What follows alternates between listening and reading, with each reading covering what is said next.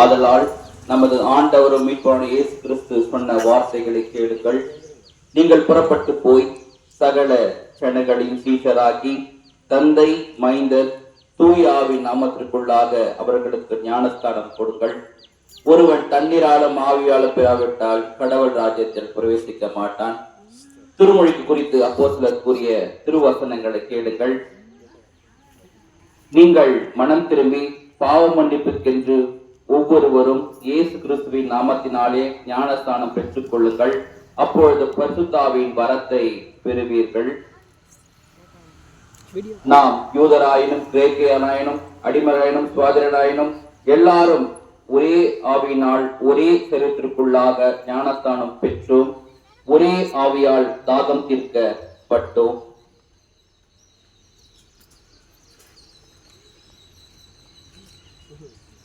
நீங்கள் இப்பொழுது திருமுழுக்கு பெற வந்திருக்கிறீர்களான நான் உங்களிடம் கேட்கின்ற கேள்விகளுக்கும் கடவுளுக்கும் அவருடைய சபைகளுக்கும் முன்பாக உண்மையாக மறுமொழி சொல்வது அவசியமாக இருக்கின்றது.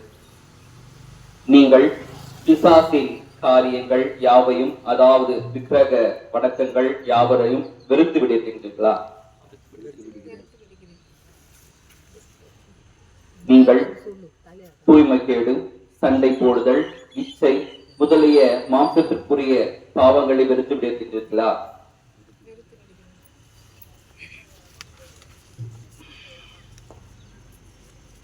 தந்தை, மைந்தர், தூய ஆவியாகிய ஒரே கடவுளை நீங்கள் விசுவாசிக்கின்றீர்களா?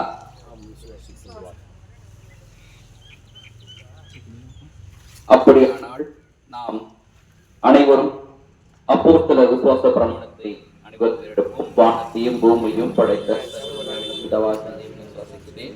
அவருடைய ஒரே குமாரனான ஆதரவு இயேசு கிறிஸ்துவை விசுவாசிக்கிறேன். அவர் பரிசுத்த ஆவியினாலே இருந்தார். பொது பிலாத்தின் காலத்தில் பாடுபட்டு சிலர் மரித்து அடக்கம் பண்ணப்பட்டு பாதாளத்தில் இறங்கினார். 3ஆம் நாள் மரித்தோடு எழுந்திருந்தார். பணத்திற்கு ஏறி சர்வதமுள்ள பிதாவாகிய தேவனுடைய வலது பாசத்தை வீற்றிருந்தார். அடுத்த 100 மரித்தோரையும் நாம் திருத்த வருவார்.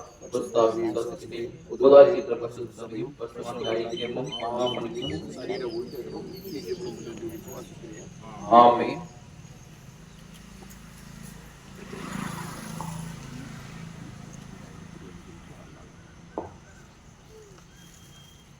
காயத்ரி என்கின்ற அன்னாள்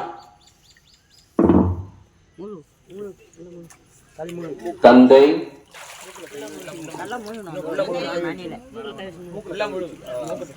மைந்தர்,